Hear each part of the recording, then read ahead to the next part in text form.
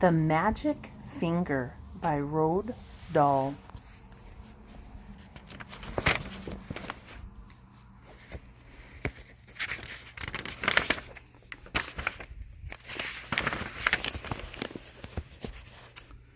The farm next to ours is owned by Mr. and Mrs. Gregg. The Greggs have 2 children, both of them boys. Their names are Philip and William. Sometimes I go over to their farm to play with them. I am a girl, and I am 8 years old. William is 3 years older. He is 10. What? Oh, all right then. He is 11. Last week, something very funny happened to the Gregg family. I'm going to tell you about it as best I can.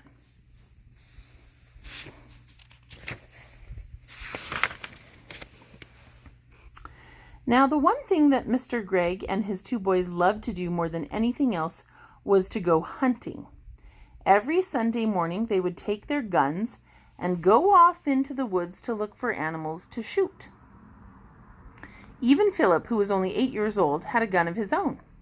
I can't stand hunting. I just can't stand it.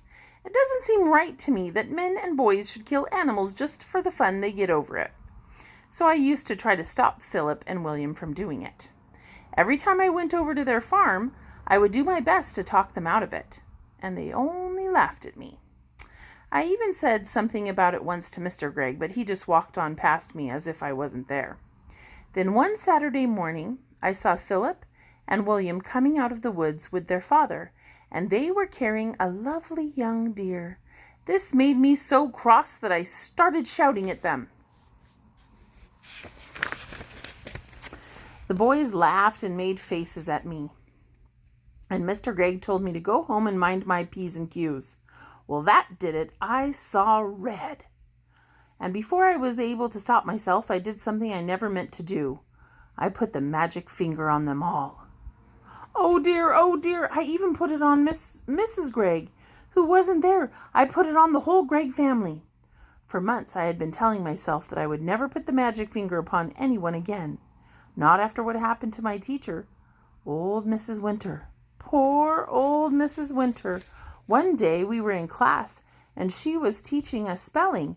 "Stand up," she said to me, "and spell cat." "That's an easy one," I said. K-A-T. "You are a stupid little girl," Mrs. Winter said.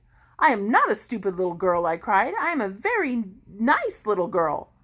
"Go and stand in the corner," Mrs. Winter said.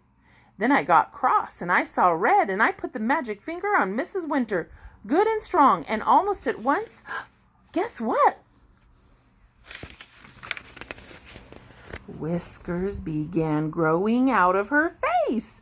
They were long black whiskers, just like the ones you see on a cat, only much bigger.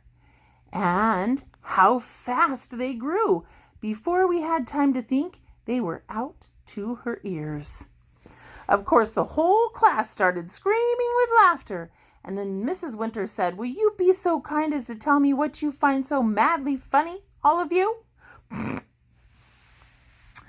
And when she turned around to write something on the blackboard, we saw that she had grown a tail as well.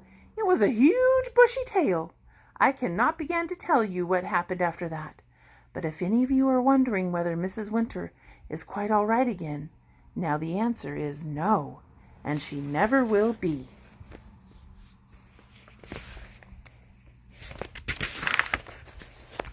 The magic finger is something I have been able to do all my life.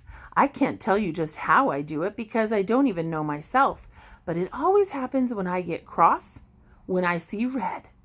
Then I get very, very hot all over, and then the tip of the forefinger of my right hand begins to tingle most terribly, and suddenly a sort of flash comes out of me, a quick flash, like something electric. It jumps out and touches the person who made me cross. And after that, the magic finger is upon him or her, and things begin to happen. Well, the magic finger was now upon the whole of the Gregg family, and there was no taking it off again. I ran home and waited for things to happen. They happened fast. I shall now tell you what those things were. I got the whole story from Philip and William the next morning after it was all over.